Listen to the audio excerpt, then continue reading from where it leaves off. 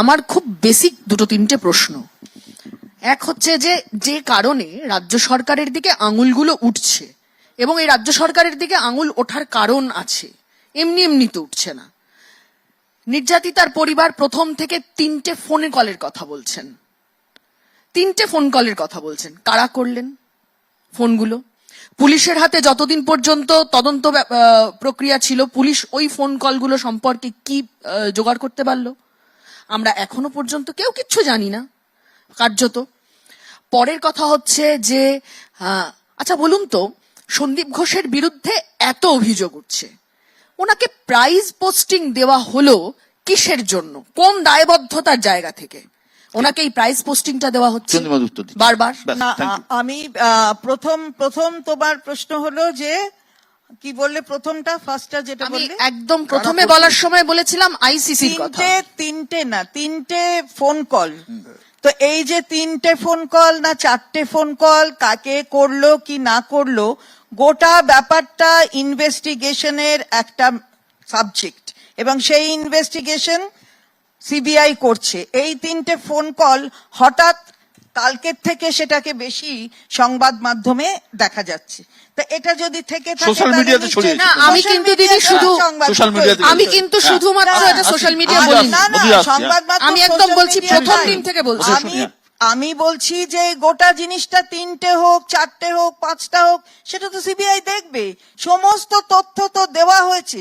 CBI তো বলেনি যে পুলিশ তাকে কোনো তথ্য দেয়নি।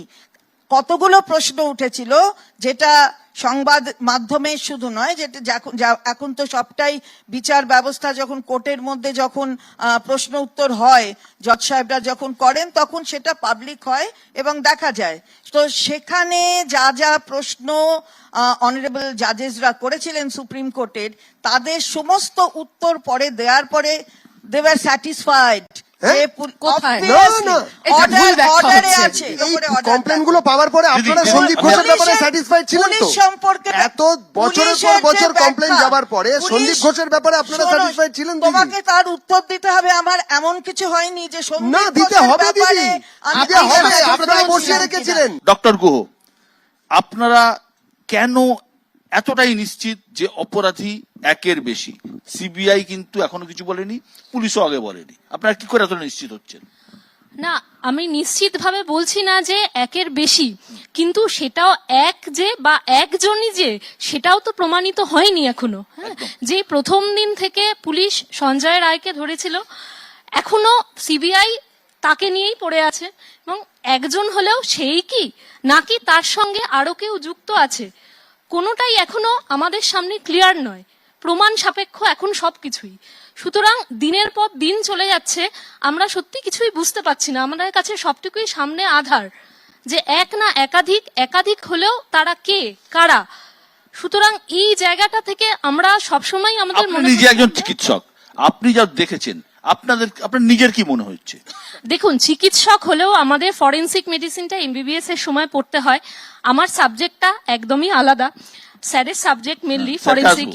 তবুও আমাদের যেটুকু ক্ষুদ্র ধারণা এফএসএম এর, আমাদের যেটুকু ধারণা আছে, তাতে আমাদের ইনিশিয়ালি মনে হয়েছিল যে হয়তো এর সঙ্গে একাধিক ব্যক্তি জড়িত আছেন। ডক্টর মন্ডল, ধরে নিন যে, আমি তর্কের খাতিরে ধরে নিলাম যে পুলিশ একজনকে অ্যারেস্ট করেছে, সিবিআই তার বেশি এগোয়নি, ওই একজনই অ্যারেস্ট হয়ে আছেন, তদন্ত চলছে, কথাবার্তা চলছে, জেরা চলছে, অনেক কিছু চলছে।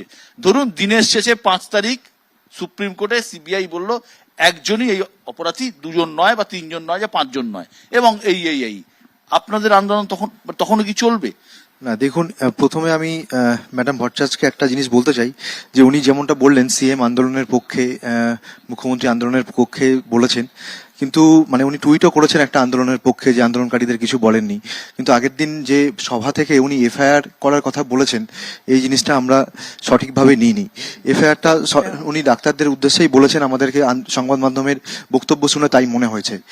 ঠিক আছে। দ্বিতীয়ত আপনি যে কোশ্চেনটা করলেন যে আন্দোলন চলবে কিনা, দেখুন প্রথমত ফরেনসিক মেডিসিনের স্যার আছেন। আপনি আরেকটা কথা বললেন যে এর আগের বারে বলেছেন না, অপরাধীরা বাইরে ঘুরে বেড়াচ্ছে, আপনারা কি করে বলছেন বলছেন অপরাধী। হ্যাঁ, আমি এটাই বলতে চাইছি, যদি এক বা একাধিক, আমি তখনও বললাম বলার সময় যে হয়তো এক বা একাধিক, কিন্তু ফরেন্সিক মেডিসিনের নলেজ আমারও খুব কম, আমরাও এমবিবিএস এর সময় অল্পই পড়েছি, কিন্তু এটুকু মানে প্রথমত দেখে মনে হয়েছে হয়তো একাধিক।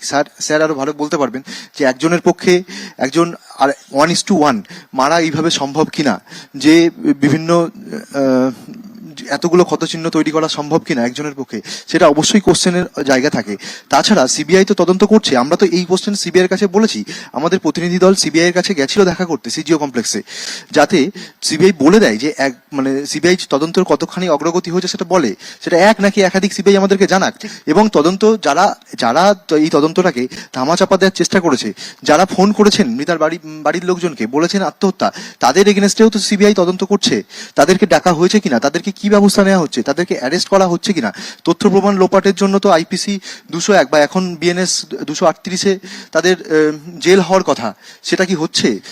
সেই আমাদের আন্দোলন মঞ্চ মানে আন্দোলনের পক্ষ থেকে সেটা অবশ্যই চন্দ্রিমাদির কাছে অনেক উত্তর তো চন্দ্রিমাদি বর্ধমানের লোক বিশেষজ্ঞ, তারপরে অন্যান্য জায়গার লোক, তারা এলো কেন? আমি এটা যেটা ডক্টর মন্ডল বলল, সেদিনকার যে মুখ্যমন্ত্রীর ভাষণ, সেই ভাষণটার সম্পূর্ণ অপব্যাখ্যা করা হচ্ছে। মুখ্যমন্ত্রী বলেছেন আমি আন্দোলনকারীদের সঙ্গে আছি, আমি আন্দোলনকারীদের আন্দোলনকে সমর্থন করি, এবং তাদের অনুরোধ করেছে যে তারা যদি কাজে ফিরে আসেন, তারা যেন পেশেন্টদের কথা ভেবে কাজে ফিরে আসেন। এবং তিনি বলেছেন আমি তো কখনো এফআইআর করছি না, এফআইআর করব না। তার মানে কি হলো যে আমি এফআইআর করব কিন্তু করছি না, এটার মানে হলো তাই যে এফআইআর আমি করতে চাইছিলাম কিন্তু করব না। উল্টে তুমি দেখো যে অন্যান্য জায়গায় যেখানে একসাথে এই স্টুডেন্টস আন্দোলনে অনেক স্টুডেন্টরা পার্টিসিপেট করেছে অন্যান্য রাজ্যে, সেখানে সেসব রাজ্যের বিরুদ্ধে স্টুডেন্টের বিরুদ্ধে এফআইআর হয়েছে। এইটা তো ঘটনা, কিন্তু এইটা তো ঘটনা ইস্ট বেঙ্গল মোহনবাগান সমর্থদের বাড়িতে পুলিশের ফোন পুলিশ পাঠানো হয়েছে, একাধিক না, লোকজনকে এটা কোনো পুলিশ কথা হলো না। যদি একাধিক কোথাও কেউ লোকজনকে প্রভোগ পুলিশ করে, ধরেছে। ইস্ট বেঙ্গল মোহনবাগান, আমিও ইস্ট বেঙ্গলের সমর্থক। না না, ইস্ট আপনি বেঙ্গল হয়তো মোহনবাগান কোনো ম্যাচের দিন কেন এটা গিয়েছিল? কোনো কথা নয়, যারা আছে কেউ এটা হয়। কোনো গিয়েছিল কথা যে নয়। রাস্তায় যদি কেউ প্রভোগ করে, আমিও যদি প্রভোগ করি, পুলিশ তার খবর আছে, রাস্তায় আমি প্রতিবাদ করতে মন্ত্রী নামলে হব, তাও আমার জাস্টিস ফর বাড়িতে আরজিকর আমাকে কথাটাই ভয় আমার কিসের এত? বিরুদ্ধে ইনভেস্টিগেশন করার দিদি ভাই, তার ডক্টর নিশ্চয়ই ভয় অধিকার কিসের এত? আছে। দিদি, আমার জাস্টিস একটা- ফর আরজিকর কথাটাতে আমার দিদি, বিরুদ্ধেও করবে। প্রথম দিন এটা সাংবাদিক justice সম্মেলন, for আরজিকর আমি একটা কথাটাতে কথা- ভয় কিসের? না, আমি একটা কথা মনে করি, আমি একটা কথা মনে করি, জাস্টিস ফর আরজিকর কথাটাই ভয় আমি কিসের একটা এত? কথা মনে করাই, ভয়ের কোনো কারণ বিশ্বদা, নেই। আমি একটা ভয় কথা মনে পাচ্ছেন। করি, আমি আসলে ভয় পাচ্ছেন। পুরুষতন্ত্র, এটা পুরুষতন্ত্র নয়, যে পুরুষতন্ত্রের কোনো সবচেয়ে বড় পুরুষতন্ত্রের ব্যাপার না, গুলিয়ে দেবেন না, যে কোনো পুরুষতন্ত্রের পুরুষতন্ত্র নয়। সবচেয়ে আপনি বড় মনে করছেন, আপনি কি আজকে আজকে মুখপাত্র কথা বলছেন, হয়ে এটা দাঁড়িয়েছে শুনতে পান না? এই রাজ্যের সরকার। ওপেন শার্ট নয়। এই রাজ্যের সরকার বলছে 8টার পর মেয়েরা কাজ করতে বেরোবে না। ওরা বললো ডক্টর দাস আপনি তো এক্সপার্ট, আপনি আরজিকরও ছিলেন। নেচার অফ ক্রাইম যা দেখে মনে হচ্ছে, প্রথম কথা যে এক বা একাধিক, এই প্রশ্নের উত্তর আমরা আজও পাইনি, আমরা প্রত্যেকে খুঁজছি। দুই, অপরাধী যতই বুদ্ধিমান হোক, ধরুন অপরাধী খুবই বুদ্ধিমান, তার পক্ষে কি ফরেন্সিকের চোখকে ফাঁকি দেয়া সম্ভব? প্রকৃত দোষী তাকে চিহ্নিত না করে ফাঁসিতে লটকে দেওয়া বা এনকাউন্টার করা এ সভ্য জাতির কাছে চরম বর্বরতা আর গণতান্ত্রিক দেশে সংবিধানের চরম অবমাননা। সুতরাং আমাদের প্রথম কাজ হচ্ছে তার প্রকৃত অপরাধীকে চিহ্নিত করা। এক বা একাধিক সেই প্রসঙ্গে যদি আমি পরেও আসি, যদি একই হয়ে থাকে সেই একজনকে সঠিকভাবে শনাক্ত তো করতে হবে। আমরা একজনকে ধরেছি, আজকে যখন সবকিছু হয়ে গেছে, এতদিন কেটে গেল, যার প্রকৃত সায়েন্টিফিক এভিডেন্স এখন আমাদের হাতে, তাতেও করেও কেন আমরা বলছি না এই প্রকৃত অপরাধী? না, ওই আমরা evidence-টা ফাঁসি, প্রকৃত scientific evidence আপনি বুঝলেন কি করে? আমরা খালি বলছি ডক্টর দাস, ফাঁসি, ওটা যে এনকাউন্টার, লুকোনোর চেষ্টা হয়নি, ওখানে যে দু নম্বরই হয়নি, কি করে বুঝলেন ডক্টর দাস? আমি শুনি না, জানার কথা। উনি তো রাজনৈতিক দল নেতা নন। না, আমি জিজ্ঞেস আরে দাঁড়া, শুনি না, শুনবো, শুনি না, সিবিআই বলে দেবে। শুনি না। একজনকেও যদি সঠিকভাবে শনাক্ত করা যায়, তার বিচার তো ডেফিনেটলি তো আছেই, যে ধর্ষণেরও যা শাস্তি হবে সেটা চেয়ে নিতে হবে না, যে অপরাধ যদি খুনি হয় শাস্তি তাই। একজনকে সঠিকভাবে শনাক্ত করতে পারলে তো বাকিরা যদি থেকেও থাকে তাহলে তো অটোমেটিক্যালি বেরিয়ে আসবে, সেটা তো খুব একটা বেশি বিয়ে হয় না। কিন্তু একজনকে আমরা সঠিকভাবে এখনো শনাক্ত করতে পারছি না, দেবজিৎ, আমরা ঘোরাচ্ছি, দেবজিৎ, আমি তোমার কাছে আসছি। ঘোরাচ্ছি, দেবজিৎ, অন্যদিকে ঘোরাচ্ছি। তোমার কাছেই আসি দেবজিৎ। এই যে আমি কথার কথা বলছি যে আমরা প্রত্যেকেই চাই শাস্তি হোক।